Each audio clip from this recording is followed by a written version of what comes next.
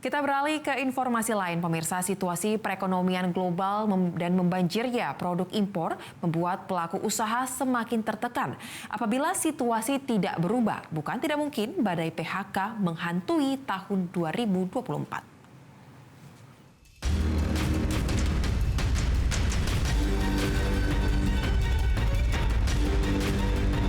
Pandemi COVID-19 memang telah usai, namun bukan berarti situasi perekonomian sudah pulih sepenuhnya. Secara umum, tingkat pertumbuhan ekonomi Indonesia memang lebih tinggi dari negara-negara lain. Meski demikian, kuartal 3 kemarin, pertumbuhan ekonomi Indonesia tercatat menurun dibanding kuartal 2 hingga level 4,94% secara tahunan. Sejumlah data menunjukkan beberapa sektor masih terseok-seok, bahkan ambruk di tahun ini.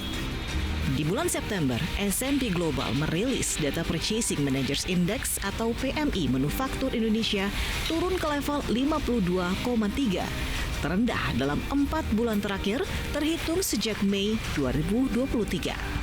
Data tersebut menunjukkan adanya perlambatan dalam permintaan ke sektor manufaktur yang bisa memicu penurunan profit dari suatu industri dan bisa berujung pada pemangkasan karyawan sebagai bentuk efisiensi finansial perusahaan.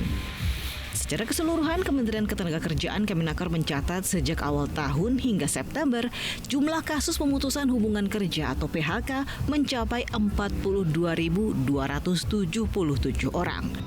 Jumlah ini pun ditengarai masih jauh dari kondisi sebenarnya karena Kemenaker hanya mencatat berdasarkan jumlah laporan yang masuk. Berdasarkan laporan Bloomberg, gelombang PHK tidak hanya melanda perusahaan-perusahaan kecil saja, tetapi juga merambah ke perusahaan besar. Di Indonesia misalnya, gelombang PHK melanda sejumlah sektor, mulai dari startup, perusahaan swasta, hingga BUMN. Apa penyebabnya? Perekonomian dunia yang juga mencatatkan perlambatan mau tidak mau berpengaruh pada perekonomian Indonesia. Contohnya saja perlambatan ekonomi di Tiongkok yang bisa berpengaruh pada ekspor komoditas Indonesia.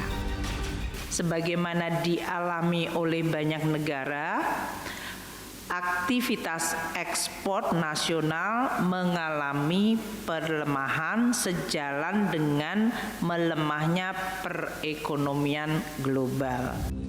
Tidak hanya perlambatan ekonomi dunia, kondisi makin diperparah dengan membanjirnya produk impor yang dijual dengan harga super murah, sehingga makin menghantam industri dalam negeri, khususnya sektor tekstil dan produk tekstil. Tahun politik pun tidak menjamin pulihnya sektor industri dan manufaktur di Indonesia selama kedua kondisi tersebut masih berlanjut. Tim Liputan Metro TV.